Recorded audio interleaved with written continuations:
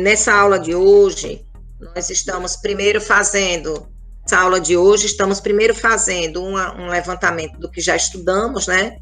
E mostrando para vocês aqui no texto, né? Onde é que vocês podem encontrar essas análises que estamos expondo aqui para vocês.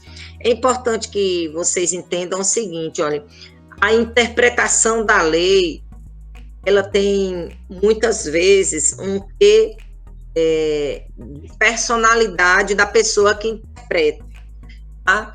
Então, geralmente, a gente segue uma pessoa, um doutrinador, um teórico do direito, a fazer essa interpretação do texto legal. Esse é o brilhante do direito, né? A lei, ela sempre dá margem para interpretações diferentes. Isso aqui é o bonito, tá, do direito, é muito bonito isso. Então, não existe, assim, no direito, um sentimento de que é feio ou proibido você pensar diferente sobre o que está exposto. Obviamente que, às vezes, a lei está escrita de uma forma que é muito complicado você ter uma interpretação diferente do que o que está posto ali, a não ser que você mude o próprio significado das palavras naquela língua. Mas não sendo o caso da modificação do significado das palavras, então, às vezes a lei é posta de uma maneira que é quase que impossível haver divergência de interpretação, tá? E essa é uma crítica que as pessoas fazem hoje ao STF. O STF, ele vem mudando a interpretação de algumas normas constitucionais, ao bel prazer ou de acordo com a circunstância. Então, hoje pensa assim, amanhã pensa assado, certo? E isso dá uma certa estabilidade, porque ele deveria ser o órgão, né? Traria a estabilidade que a sociedade não estava conseguindo ter. Tá? Mas ele mesmo, dentro da sua atividade, tem se contradito e tem reformulado suas posições. Que bom, Rafael, que você conseguiu acessar essa aula. Tá? Ela está bem enxuta, mas bem enxuta mesmo. Dá 30 minutos, mas ela está muito enxuta, viu? Porque ela vai analisar todos os princípios do artigo 206.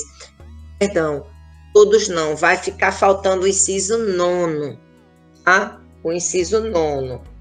A gente vai falar sobre ele no decorrer aí das nossas aulas, eu vou inserir um tópico de estudo. Então, esse texto aqui, ó, Regime Jurídico Constitucional da Educação, é de um professor daqui, de Sergipe, que eu gosto muito dele.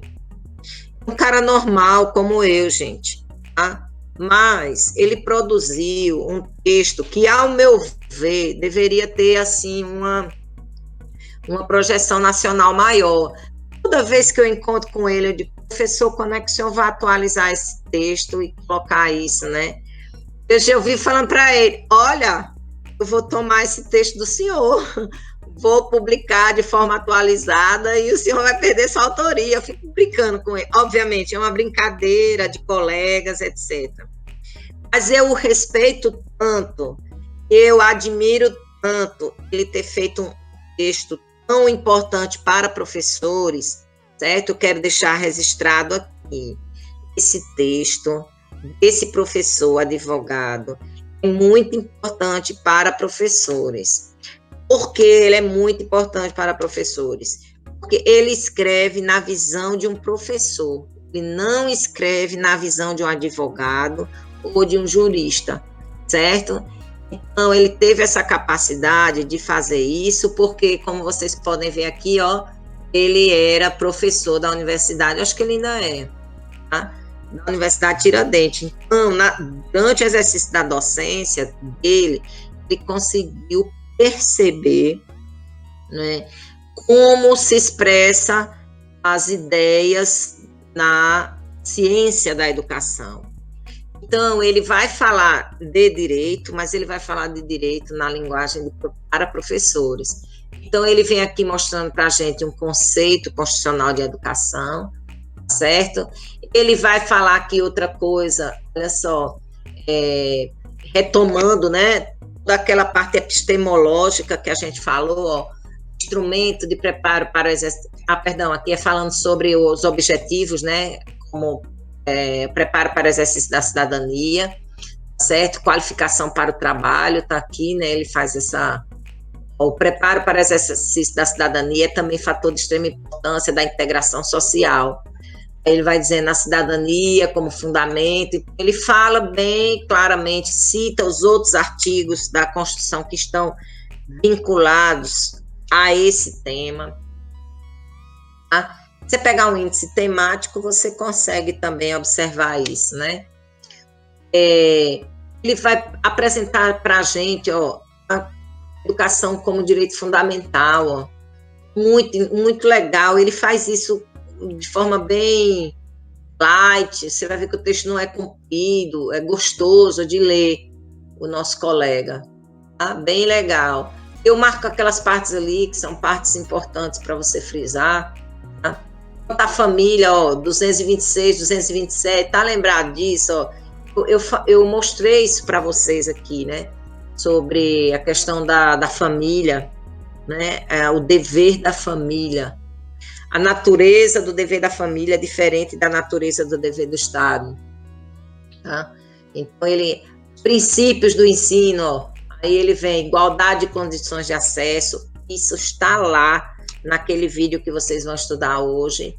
A liberdade de aprender e ensinar, está lá no vídeo que vocês vão estudar hoje. Pluralismo de ideias e concepções pedagógicas, está lá, né? Quero que vocês frisem bem aqui, gente, uma pergunta. Anota no caderno de vocês aí. Vocês são alunos de pedagogia, não é isso? Rafael e Tiago, né? Tiago. Rafael e Flávio. Vocês são de pedagogia, não é isso?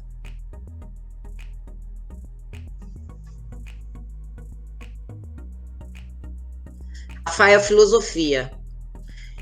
Então, Rafael, você não pode sair dessa aula da gente sem responder a seguinte pergunta, tá?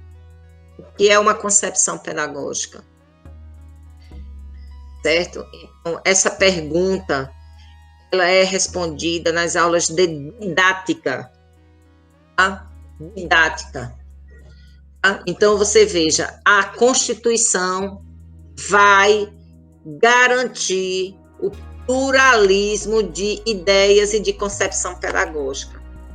Essa explicação, né, por que o pluralismo de concepções pedagógicas aparece como uma garantia, né? Então, entender o que é uma concepção pedagógica primeiro, e depois entender por que é que a Constituição coloca o pluralismo. Então, eu vou resumir aqui, mas no videozinho está colocado lá. Uma concepção pedagógica, ela pode estar baseada, por exemplo, na filosofia, correntes da filosofia. Ela pode ter uma conotação um pouco mais humana e está baseada em alguma teoria da psicologia. Ela pode também se basear, né, mais em correntes sociológicas, em análise social, tá? Seja qual for a base teórica que se escolha, filosófica, psicológica, sociológica, tá? Seja qual for, tá? Uma corrente pedagógica, ela vai procurar resolver a seguinte questão: para que educar? Como educar? Qual é a função da escola? E isso tudo para responder que tipo de homem queremos, né? Então, uma concepção pedagógica, ela vai buscar isso. Qual é o homem que a gente quer ver, né, plenamente desenvolvido? Aí se constrói qual o papel da escola nessa tarefa. Qual a centralidade do ser do educando, do aluno, nesse pensamento?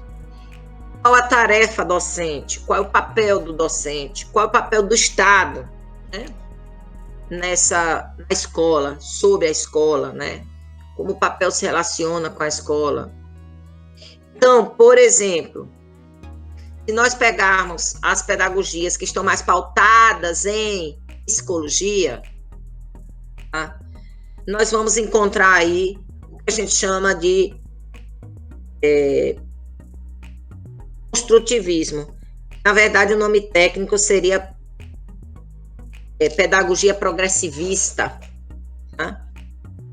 Se a gente pegar, por exemplo, a base, né, mais de análise social, uma base teórica mais sociológica, a gente vai ter, aqui a gente já apresentou aqui, né, como uma das bases teóricas de nossa prática pedagógica em estrutura e funcionamento, que é a crítica social dos conteúdos. Então, por exemplo, Jovanka, no momento que ela está atuando aqui como professora, qual é a fundamentação teórica que Jovanka traz para a sua prática? Por que Jovanka traz para a sua prática essa fundamentação teórica? Número 1, porque o projeto político-pedagógico do nosso curso traz essa conotação social. Então, eu estou inserida nesse projeto pedagógico. Na minha inserção nesse projeto pedagógico, eu vou trazer para a minha prática docente também as bases desse pensamento teórico. Tá? Então, eu trago para minhas bases, para a formulação das minhas análises, da minha relação com o aluno, essa concepção pedagógica que é crítico social dos conteúdos, que o maior representante, o maior teórico é o professor Demerval Saviani. Então, o professor Demerval Saviani, grande teórico da educação brasileira, eu diria, inclusive, da educação sul-americana, ele traz toda essa análise para que serve a escola, como os conteúdos devem estar articulados às práticas dos professores. Então, o livro dele é exatamente a elaboração de uma concepção pedagógica. Ele vai, então, qual é o homem que a gente discute, né, para o trabalho pedagógico? Toda essa discussão, essa pedagogia é uma pedagogia base marxista, né? Então, você já sabe que ele vai beber lá nos teóricos, né? E pondera a formação hoje de professores, o marxismo, certo? O gramscismo, Foucault, etc. Mésaros, enfim. Então, ele vai propor uma ação onde os conteúdos, quando você vai abordar um conteúdo, você precisa ter como ponto de partida a prática social no indivíduo. Então, qual é o ponto de partida, no ponto de vista dessa concepção pedagógica? A prática social. Já outras pedagogias, não. Então, esse estudo é um estudo na área de didática. Tá? Na área de didática. Aqui a gente está vendo na lei a garantia de que poderá existir pluralidade de concepções pedagógicas. E por que o legislador originário, lá na Assembleia Nacional Constituinte, em 87, colocou essa garantia para a gente? Porque na lei anterior, na 5692, existia uma padronização da concepção pedagógica que era determinada para todo o país, que era a pedagogia tecnicista behaviorista. Tá? Então, como isso era padronizado, os professores se sentiam incomodados. Os professores queriam, por exemplo, trazer Paulo Freire para as escolas, mas não podia, porque a lei não permitia. A lei que organizava os sistemas de ensino impunha uma única concepção pedagógica. Para que isso não voltasse a acontecer, a imposição do governo, né, por uma prática pedagógica única e exclusivamente pautada numa única concepção, a Constituição garantiu a a pluralidade de ideias e concepções. Então, isso significa que, na prática, uma escola ela poderá elaborar o seu projeto pedagógico, tanto baseado, por exemplo, na pedagogia progressivista, como na pedagogia libertadora, como na pedagogia crítico-social dos conteúdos, como na pedagogia tradicional. Aí você diz, pode, professora? Pode.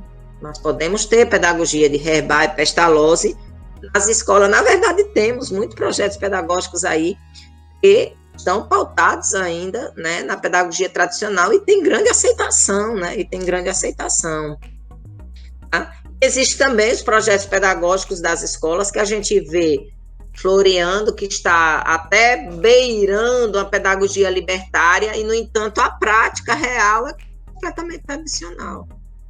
Uma distância, né, entre o que se bota no projeto político-pedagógico e o que se efetiva em cada sala de aula. Projetos político-pedagógicos tendem a ser muito fictícios, muitas vezes. Teve um ano que eu pedi que uma tarefa fosse feita para que os alunos fossem às escolas e pedissem um projeto pedagógico. Nossa, você não tem ideia, eles foram enxotados pelos diretores. Mas os alunos foram maltratados. Os relatos que os alunos me trouxeram foram terríveis. Algumas escolas, muito diferentemente, não somente acolheu o aluno, né, do curso de pedagogia, como disponibilizou o coordenador para conversar com o aluno sobre o projeto pedagógico.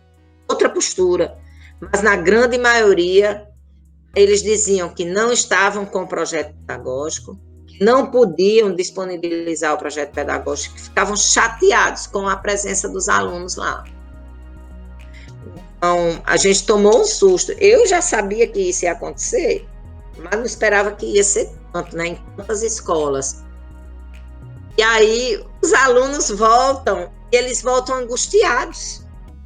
Professora, por quê? Se é tão importante o projeto pedagógico, por que é que se esconde? Por que não se quer falar sobre ele? Eu digo, passe por sua cabeça o que você quiser passar, mas boas intenções é que não pode ser, né? Boas intenções é que não pode ser. Tá? Então, esse tipo de questão a gente se depara, tá?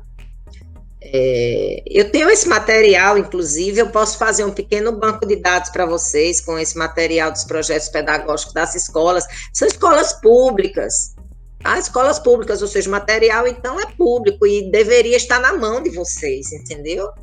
Aqui vocês realmente folheiem, veja, né? Você vai ver lá no projeto pedagógico da escola, Rafael, você que é de filosofia, os professores de filosofia estavam lá que eram concursados, professor de filosofia. Você vai ver que nada, era tudo estagiário que estava dando filosofia lá, entendeu? Então, aí você fala assim para mim, professora, mas estagiário também tem que ter vez, né? Certo, mas o estagiário, ele é sub-remunerado. Então, e os sistemas vão empurrando isso porque é interessante, tá? Ele é um cabidão de arranjadinhos, né? Então, certo mesmo é você e o professor efetivo, tá? Ok? Então, a Constituição traz essa garantia aí a gente nas concepções pedagógicas, tá certo? Não esquece que esse conceito, né, concepções pedagógicas, é um conceito que todo professor tem que ter bastante esclarecido na sua mente. Bom, então, a educação é serviço público ou não é serviço público? Vamos responder essa pergunta. A educação como serviço público, né, ela somente se caracteriza quando exercida pelo setor público, pela instituição pública. Se a gente tiver uma escola particular, ali não é serviço público, certo, gente? Então, o sentido técnico, tá, do que é serviço público, tá, vai necessitar, em termos de educação, que esteja realizando serviço público, seja o ente público. No caso da educação, a educação é prestada pela administração direta. Então, a educação, quando prestada pelo Estado, via administração direta, enquadra-se na conceituação técnico-jurídica de serviço público. Tá? Quando ela está sendo oferecida por particulares, essa atividade não se enquadra na acepção técnica de serviço público. Então, nesse caso aí, a educação é serviço público quando prestada pelo Estado. Vamos fazer aqui uma pergunta. É possível terceirizar a atividade da educação? Vamos lá, o prefeito contrata uma empresa para ir para uma escola e ali naquela escola realizar toda a parte pedagógica, toda a parte administrativa. É possível isso, gente? Não, né?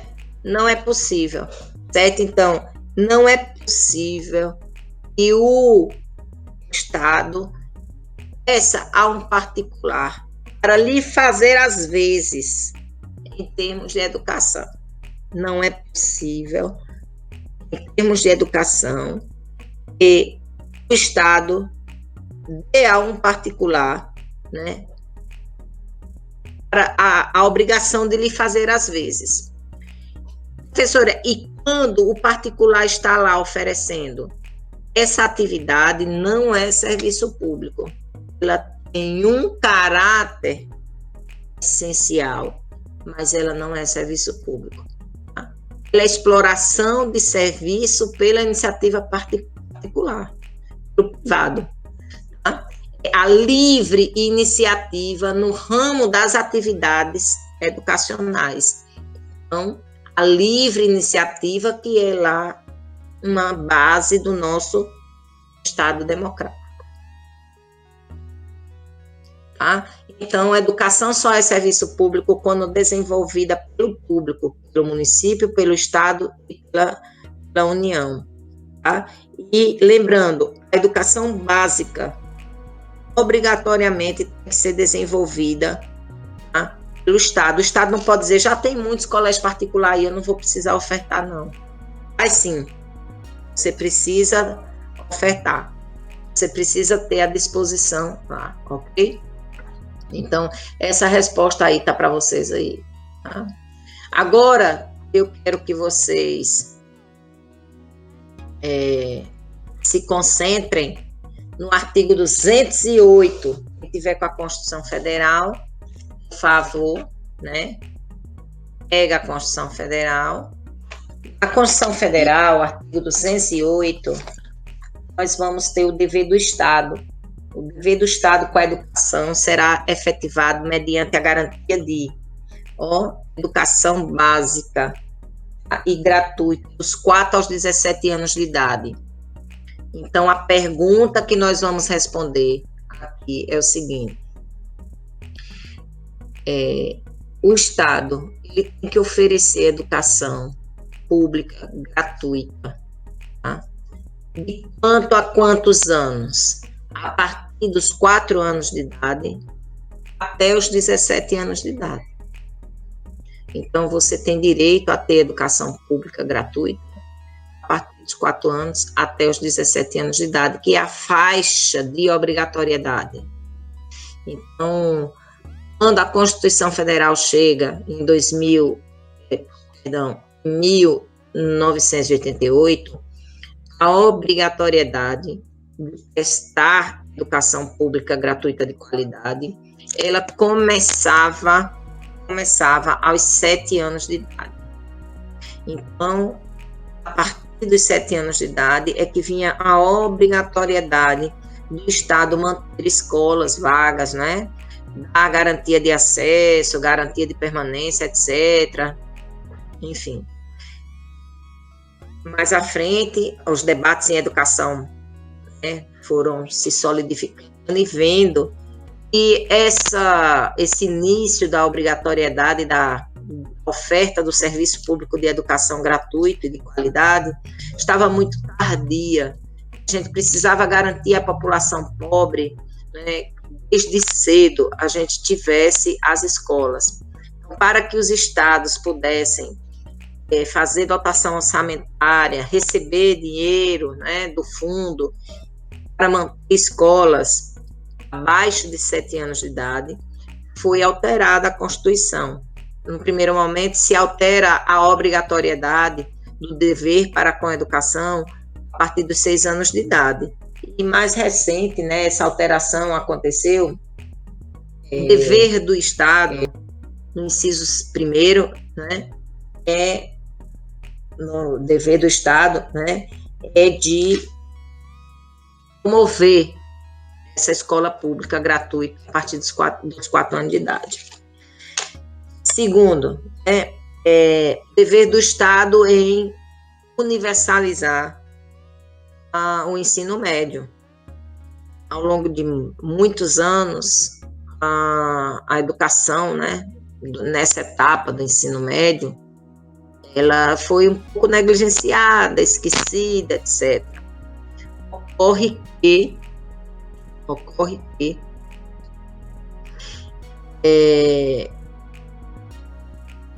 uma etapa muito importante, ela é muito cara também, ela é muito cara, educar jovens é tão caro quanto educar crianças lá, né, no início.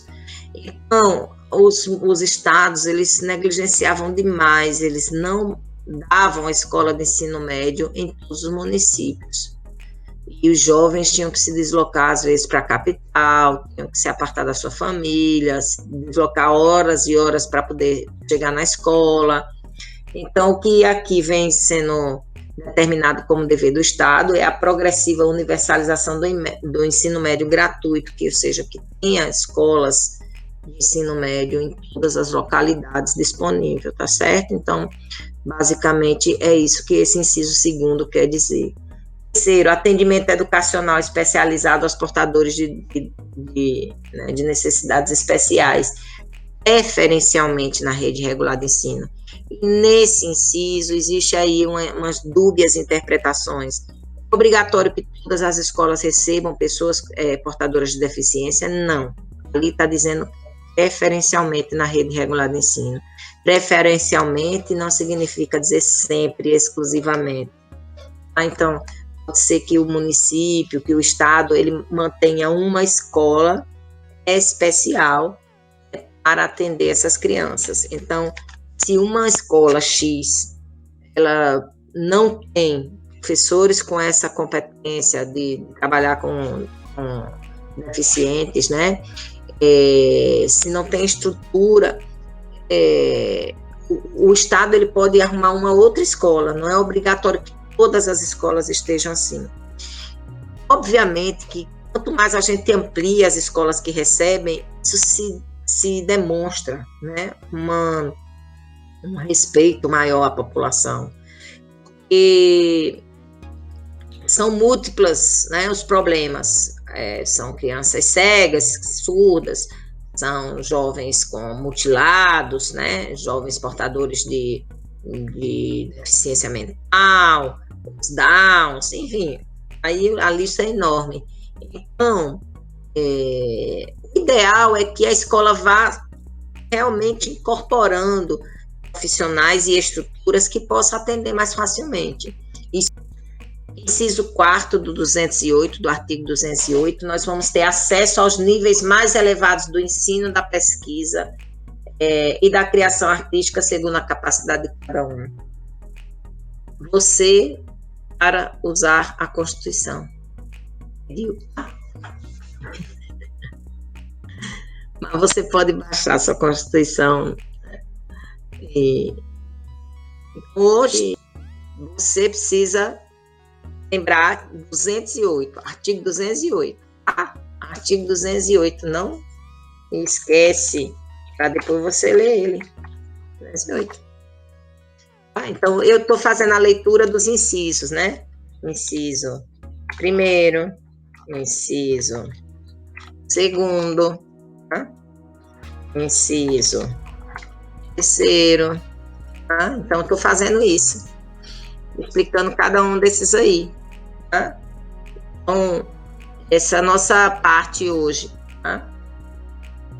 Aí agora eu vou para o quarto, né? Inciso 4, ó. Inciso 4. Eu sempre deixo um roteirinho disso que eu estou falando aqui, tá? Sempre deixo lá no Cigaá, fiz uma apostila bem legal. Esse material está disponível para vocês, tá? No Cigaá. Esse material, aqui estão as leituras, né, que vocês têm que fazer. E hoje eu apresentei esse, ó. Eu apresentei esse material, ó. Ok? Então, continuando aqui no artigo 208, o inciso 4 vai falar de educação infantil. Assim como a gente falou do ensino médio, o ensino 4 vai falar de educação infantil, né? E garantir a educação infantil em creches e pré-escolas. A minha Constituição ainda mostra aqui 5 anos de idade, mas é a partir dos 4 anos de idade, tá certo? A partir dos 4 anos de idade. Garantir a educação infantil em creches e pré-escolas a partir dos 4 anos de idade. O que é isso? Dever do Estado em promover a educação infantil a partir dos 4 anos de idade na forma, né, de creches e pré-escolas. Nós vamos ter no 5, acesso aos níveis mais elevados, né, da pesquisa, da criação artística, tá, e segundo a capacidade de cada um. Essa expressão, segundo a capacidade, atenção, né, a expressão segundo a capacidade de cada um. Então, acesso aos níveis mais elevados seria educação superior, graduação, etc. Quando ele coloca segundo a capacidade de cada um, ele possibilita que essa capacidade seja oferida. Então, a oferição de capacidades, a gente faz uma prova. O vestibular, né, o Enem, eles são justamente a oferição dessa capacidade de você ir lá ao ensino superior. Tá? Então, muitas vezes eu vejo, o vestibular é algo inconstitucional. Não, não é inconstitucional. Não é. A Constituição permite que seja oferida a capacidade. Tá? Se você vai oferir a capacidade, o ingresso no ensino superior, o ingresso num nível mais alto de educação, que você vai oferir com instrumento fácil, com instrumento difícil, são outros 500. É outra discussão. Esse instrumento tem que ser rigoroso, esse instrumento tem que ser mais brando. Mas essa é outra discussão. O que a gente está falando aqui é que a Constituição permite que tenha o exame vestibular, que tenha uma forma de você selecionar os alunos para ingressarem nos níveis mais altos de ensino, que no caso é o ensino superior e as pós-graduações, tá certo? Então, não é inconstitucional a existência de mecanismos, tá? Mecanismos de seleção, né? Digamos assim, de oferição de capacidades. Tá bom? Então, tá aí a autorização constitucional para a existência de vestibulares, exames para o ingresso no ensino superior. Tá? No inciso 5 do artigo 208. Se um dia lhe perguntarem qual é a fundamentação jurídica para a existência do exame vestibular, você vai dizer, é o artigo 208, inciso 5 da Constituição Federal. Rafael, então, inciso 6º. Oferta de ensino noturno regular, adequado às condições do educando. Então, é necessário que haja ensino noturno ofertado. Por quê? Porque durante o dia tem muita gente que trabalha. Tá? Então, também o Estado tem o dever de ofertar ensino noturno, tá? De alguma forma. Inciso 7, atendimento ao educando em todas as etapas da educação básica por programas, né? De material didático, transporte, saúde, tá? Então significa dizer que é obrigação do Estado, é dever do Estado também dar suporte para material didático, transporte, alimentação e saúde, tá? Então, isso aí está previsto. Está previsto, é dever do Estado. Professor, então quer dizer que as escolas dos municípios, eles teriam que dar, por exemplo, uma assistência médica, alguma coisa nesse sentido, sim, ou pelo menos levar um médico de vez em quando nas escolas, tá? Isso, sim, deveria. Então, parágrafo 1º do inciso do artigo 208, o artigo 208, 208, parágrafo 1º, ele vai colocar uma coisa que a gente já discutiu aqui, que fala sobre a educação obrigatória e gratuita, direito público subjetivo, né? Sobre a educação obrigatória e gratuita ser, né, direito público subjetivo.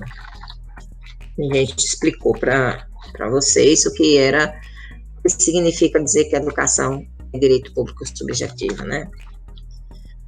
A gente falou sobre isso lá atrás, quando a gente explicou o que é um direito público e o que é um direito subjetivo. Tá? E o não oferecimento do ensino obrigatório, né, pelo poder público ou sua oferta irregular, importa em responsabilidade da autoridade competente. Responsabilidade da autoridade competente. Responsabilidade da autoridade competente. Então, essa responsabilidade da autoridade competente, gente, leia-se improbidade administrativa, crime de responsabilidade, tá certo? Quem é o autor desse crime aqui? Aqui é uma previsão, né? Praticamente de direito penal administrativo. O autor aqui só pode ser a autoridade pública. Essa autoridade pública aqui, gente, não é o secretário. Essa autoridade pública aqui é o mandatário do executivo. Tá? Então, no caso aqui é prefeito e governador, e no caso não cabe a União, né? Então, prefeito e governador.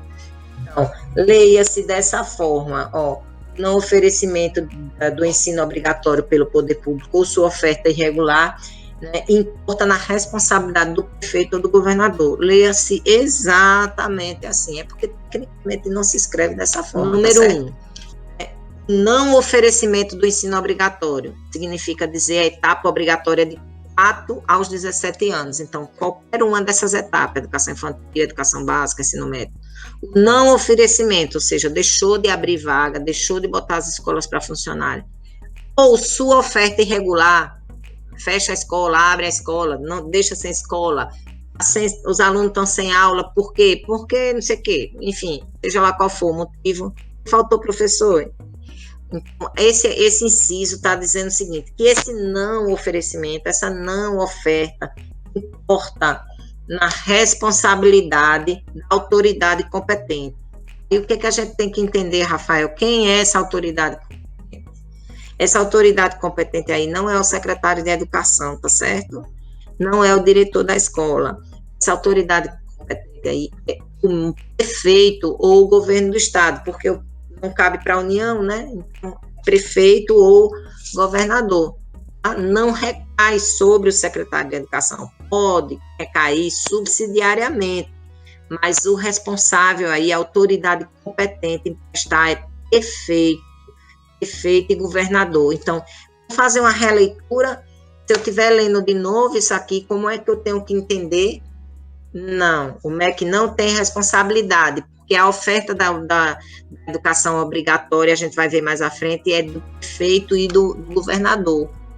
Lembra que a gente disse que a gente está num federalismo de cooperação, em que cada um dos entes tem uma responsabilidade? Pois bem, é isso aqui. No caso dessa educação básica, que é a etapa obrigatória, ela é responsabilidade dos prefeitos e dos governadores. Tá? Então, aí, essa autoridade competente aqui, quem é? Leia-se dessa forma, ó. Eu vou ler esse inciso da seguinte forma: não oferecimento do ensino obrigatório pelo poder público ou a sua oferta irregular importa em responsabilidade do prefeito ou do governador. Essa autoridade competente aí é prefeito ou governador. Eu queria dizer para você também, Rafael, o seguinte, ó, no atual estado, né, que temos brasileiro, Isso vem se tornando gradativamente mais forte. Prefeitos e governadores têm muito poder, muita autonomia, portanto, tem muita responsabilidade e, portanto, também tem bastante problema. Então, muita coisa que a gente, tempos atrás, culpava o governo central, a gente já não pode culpar. Por que isso? Porque desde a Constituição de 88, o poder, a distribuição de autoridade, de responsabilidades para prefeitos e governadores cresceu. Obviamente que é o orçamento mesmo. Vou lhe dar um exemplo. Se o governador ou o prefeito deixar de colocar a merenda, ou deixar de colocar cadeiras boas, os meninos estão sentando no chão. Nas escolas a gente já viu que acontece isso, né? A questão orçamentária, se não colocar dinheiro, não vai ter as coisas na escola. Então, vai aqui cair na responsabilidade. Eu lhe explico. Responsabilidade que está falando aqui, essa palavra responsabilidade significa o quê, Rafael? Significa exatamente isso, improbidade administrativa, crime de responsabilidade, cujo autor só pode ser prefeito ou governador, certo? O sujeito ativo desse crime é prefeito ou governador. Ai, como faz isso, né? Como faz para denunciar? Denuncia-se de diversa forma, até na Polícia Federal, até na própria polícia, tá certo? Então, é crime de responsabilidade. Vai ser apurado? Vai. Tem que ser apurado. Você pode denunciar no MEC, você pode denunciar no Conselho, você pode denunciar no Ministério Público Estadual, Federal, você pode denunciar na polícia. Todos esses organismos podem receber denúncias, tá certo? Então, é isso. Vai ser apurado, né? Obviamente vai ser apurado. Tá? A apuração sempre é garantida, né? O direito ao contraditório, a ampla defesa, constatar os fatos narrados. Então, isso, tá bom? Então, o que eu quis dizer para você é o seguinte, que aqui, quem é o sujeito ativo dessa responsabilidade? O sujeito ativo dessa responsabilidade é prefeito. Então, eu poderia fazer uma pergunta, né? Quem pode ser, né? Quem pode ser o sujeito ativo da responsabilidade esculpida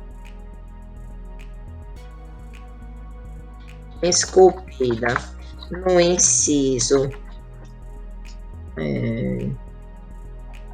no parágrafo 2º, né? No parágrafo 2º do artigo 208 da CF. E aí, transformei em pergunta o que a gente está trabalhando. Parágrafo 3º, compete ao poder público recensear os educandos no ensino fundamental, fazer-lhes a chamada e zelar junto aos pais ou responsáveis. Número 1, quer fazer a chamada? Pergunta. Quer fazer a chamada? Tá? Quer fazer essa chamada pública, tá? E número 2, né, recensear é contar os alunos todos os anos, 1, 2, 3, 4, 5, 6, 7, 8, tem quantos alunos na rede? Lembra que eu falei para você que eu estava olhando o IBGE, né? Estava olhando o IBGE para falar sobre isso. E o outro seria fazer a chamada. O que é fazer a chamada? Fazer a chamada é dizer, pais, tragam seus alunos para se matricular. Essa chamada aqui não é a chamada cotidiana na sala de aula, não. Essa chamada cotidiana na sala de aula, ela existe para que a gente não deixe que o aluno abandone a escola. É nesse sentido, tá? Então, para que ele permaneça na escola. Essa chamada de controle da frequência escolar. Não é essa chamada aí é a chamada no início do ano para trazer as crianças para a escola. Então, é uma chamada de interação entre escola e família. Venha, papai, já está na hora de matricular o seu filho aqui, ou o senhor vai mudar de escola? Então, porque às vezes o pai decide mudar de escola. Tá? Então, mas aí o poder público ele tem que fazer a chamada. Tá? Nessa história de fazer a chamada aqui, existe muito desvio de verba, eles pagam horrores para as televisões, superfaturada, etc. Pagam caro para os meios de comunicação, poderia ser mais barato, entendeu? Mas é obrigatório que essa chamada seja feita nos meios de comunicações mais populares. Então, se o mais popular é privado, tem que ir ali, tem que entrar ali essa chamada, tá? E aí dá uma certa margem para mal aplicado, dinheiro mal aplicado, certo? Isso acontece. Tá? Então, a gente tem que ficar atento, tá certo? Então, na próxima aula, a gente vai ver o 208, o 209 e o 210, tá bom? Talvez eu faça um vídeo pequenininho sobre o 209. Tá? Vou encerrar a aula de hoje por aqui, um vídeo dessa aula, dar uma melhorada nela, para poder vocês terem um resumo bem legal dessa aula, certo? Um forte abraço para você, Rafael, e manda aí um zap para as pessoas, tá certo? Do chat aí da Mariana, tá bom? A Mariana tem muita dificuldade, porque ela faz a aula dela por celular, tá bom? É um mecanismo que ela tem de assistir a aula dela. Tá certo, Rafael? Beleza, tchau, professora. Vamos comer um lanchinho, um misto quente agora com um cafezinho. Bem gostoso o clima para isso, né? Tá certo? Abra aí para ler Hegel. Hegel! Tem lido Hegel?